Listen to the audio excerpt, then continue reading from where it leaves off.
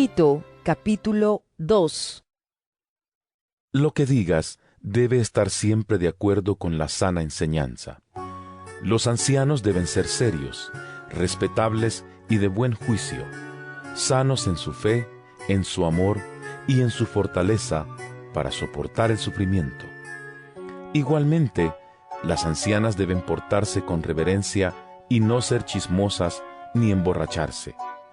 Deben dar buen ejemplo y enseñar a las jóvenes a amar a sus esposos y a sus hijos, a ser juiciosas, puras, cuidadosas del hogar, bondadosas y sujetas a sus esposos, para que nadie pueda hablar mal del mensaje de Dios. Anima igualmente a los jóvenes a ser juiciosos en todo, y dales tu mismo ejemplo de cómo hacer el bien. Que sean amables y no respondones, que no roben, sino que sean completamente honrados, para mostrar en todo qué hermosa es la enseñanza de Dios nuestro Salvador. Pues Dios ha mostrado su bondad al ofrecer la salvación a toda la humanidad.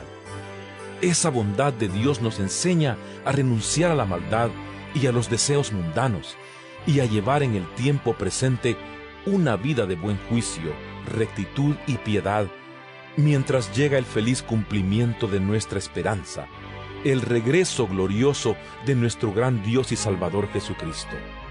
Él se entregó a la muerte por nosotros, para rescatarnos de toda maldad y limpiarnos completamente, haciendo de nosotros el pueblo de su propiedad, empeñados en hacer el bien. Palabra de Dios, te alabamos, Señor.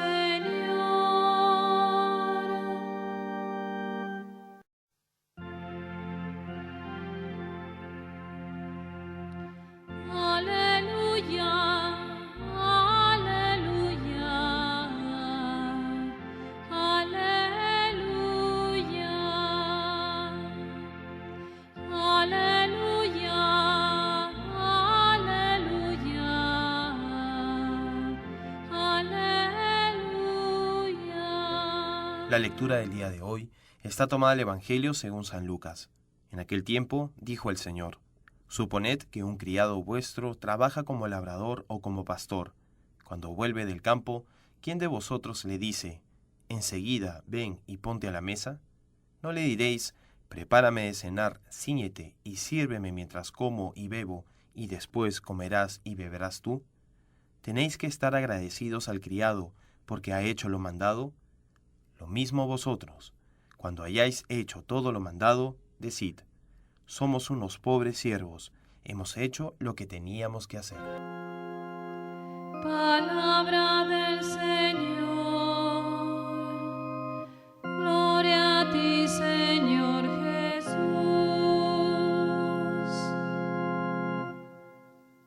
Si tuviéramos una persona que trabajara para nosotros, asalariada, que cumpliera puntualmente con sus obligaciones, que fuera responsable, evidentemente estaríamos contentos. Pero no por ello tendríamos necesariamente que darle un trato especial. ¿Por qué? Pues porque simplemente cumple con lo que es obligatorio, con su obligación.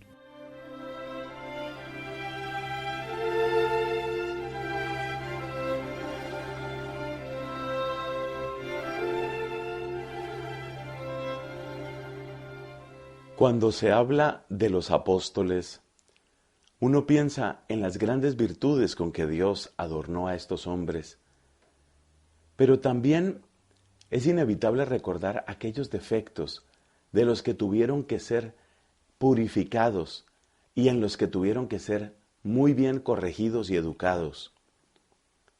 Porque ciertamente aquellos hombres escogidos por Cristo eran seriamente inhábiles para la obra de Dios en más de un sentido, siempre preocupados por quién es el primero, preocupados por su recompensa. En un momento dado Pedro dice: ¿a nosotros qué nos va a tocar?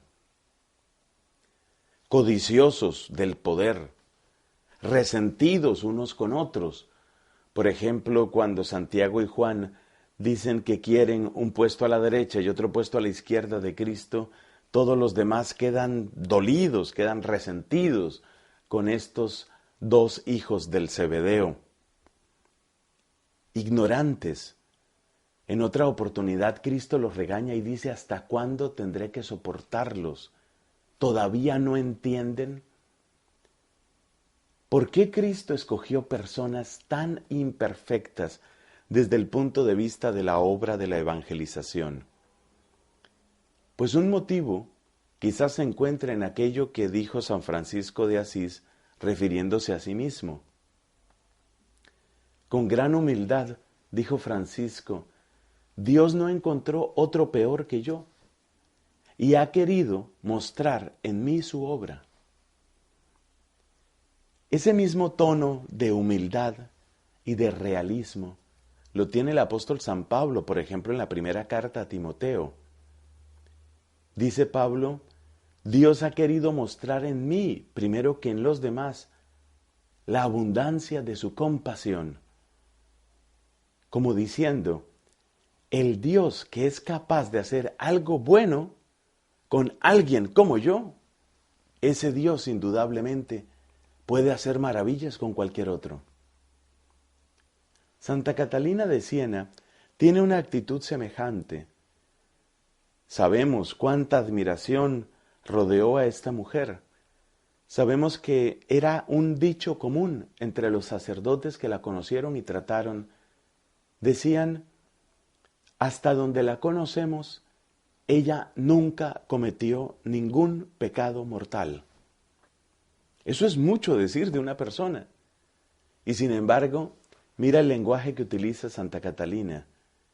Ella dice: soy la peor de todos, porque si Dios le hubiera dado a otro o a otra persona lo que me ha dado a mí, los frutos hubieran sido inmensos.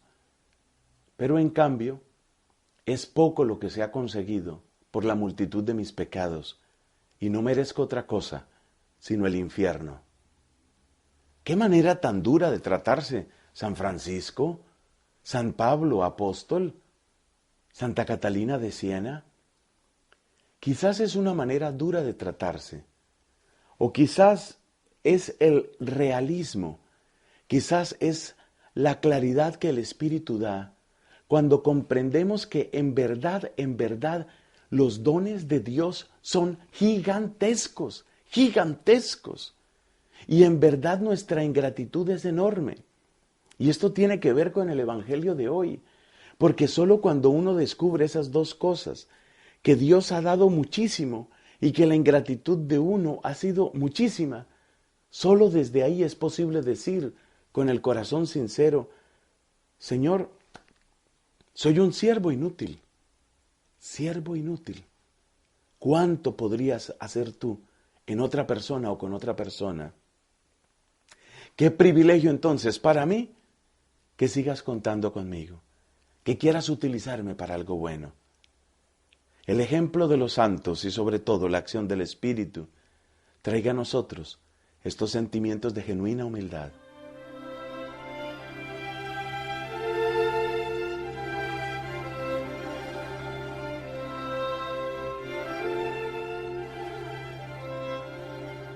Queridos amigos, uno de los propósitos de la homilía en la Santa Misa es destacar, subrayar algunas de las palabras que escuchamos. La Eucaristía nos hace un inmenso bien porque nos ofrece la palabra de Dios, nos permite entonces reconocer a Jesucristo, y en la medida en que le conocemos, deseamos que Él venga a nosotros y nos transforme, y Él cumple esa súplica, llegando sacramentalmente a nuestras vidas y convirtiéndonos también a nosotros en una ofrenda para Dios Padre. Ninguna actividad es tan provechosa, ninguna es tan saludable para nosotros, ningún tiempo mejor empleado que el tiempo de la Santa Misa. En ese tiempo nos acercamos, nos ponemos en las manos de nuestro Creador, para que Él nos haga y nos perfeccione a su imagen. En la Santa Misa nos ponemos en las manos de nuestro Redentor, manos llagadas, manos empapadas en sangre redentora, para que toda la maravilla de su amor salvador nos rescate de las culpas, de los pecados, de los errores que todos cometemos.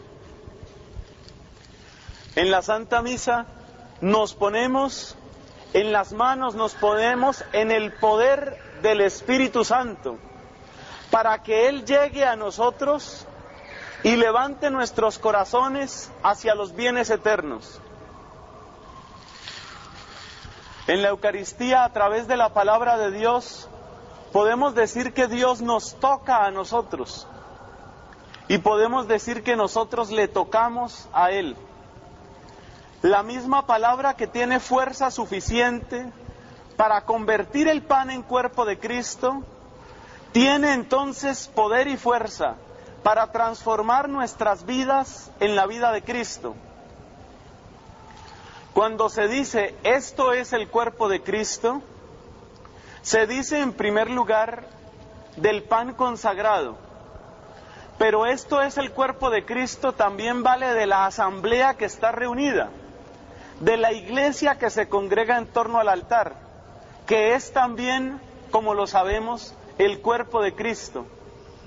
De manera que ese cuerpo de Cristo, que es la iglesia, en la Eucaristía se alimenta del cuerpo de Cristo, que es el pan transformado por la acción del Espíritu.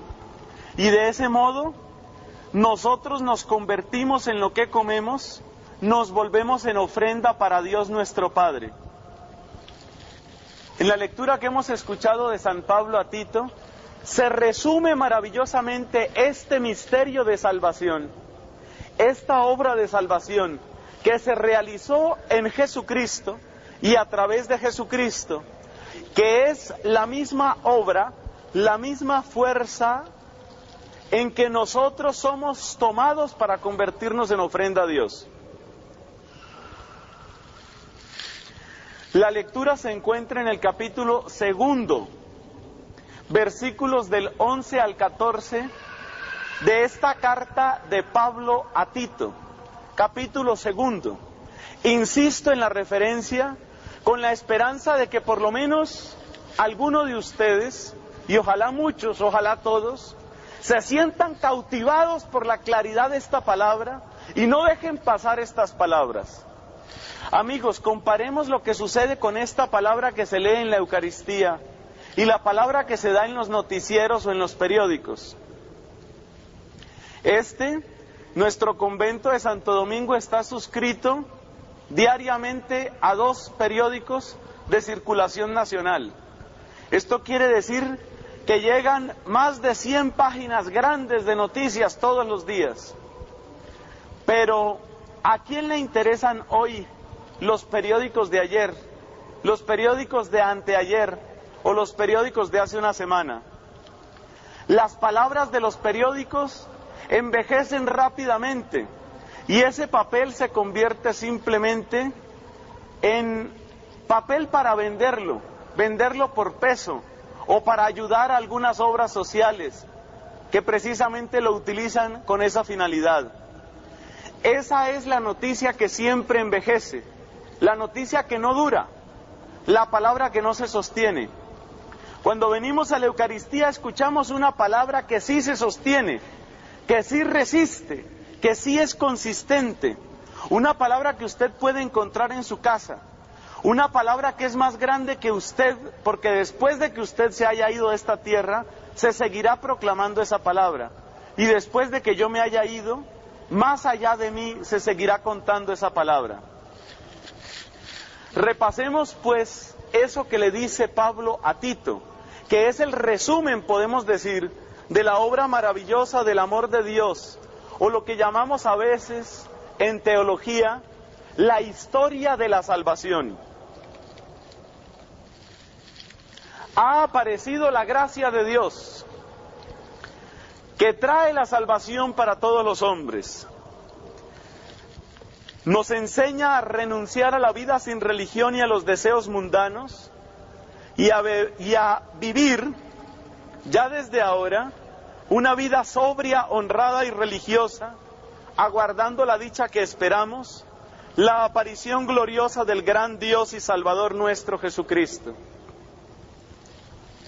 Ese es solo un trozo breve de lo que hemos escuchado hoy. Pero en ese trozo hay 3 tiempos. Ha aparecido la gracia para que llevemos ahora una vida sobria y religiosa y esperemos el retorno de Jesucristo. El pasado. Se ha manifestado el amor gratuito de Dios con el sacrificio de Jesús. El presente, para que llevemos una vida sobria y religiosa, alimentándonos de Jesucristo. Y así esperemos el retorno de nuestro Dios y Salvador Jesucristo, el futuro.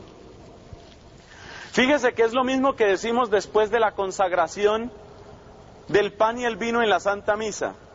Anunciamos tu muerte. Esa es la parte de ha aparecido la gracia. Proclamamos tu resurrección. Ese es el hecho presente que nos invita a llevar una vida nueva, una vida resucitada, una vida sobria y religiosa. Ven, Señor Jesús. Esa es la esperanza del retorno de nuestro Salvador. Cada vez que asistamos, pues, a la Santa Misa, en esa expresión que decimos, tal vez a veces como distraídamente, tenemos el resumen de la obra de Dios. Ha aparecido la gracia, que nos enseña a llevar una vida sobria y santa mientras aguardamos que Jesucristo vuelva. Felices nosotros que podemos alimentarnos de esta palabra, que ella traiga en nosotros mucha hambre de Cristo y que Cristo, pan de los santos, pan de los ángeles, calme esta hambre en el sacramento del altar.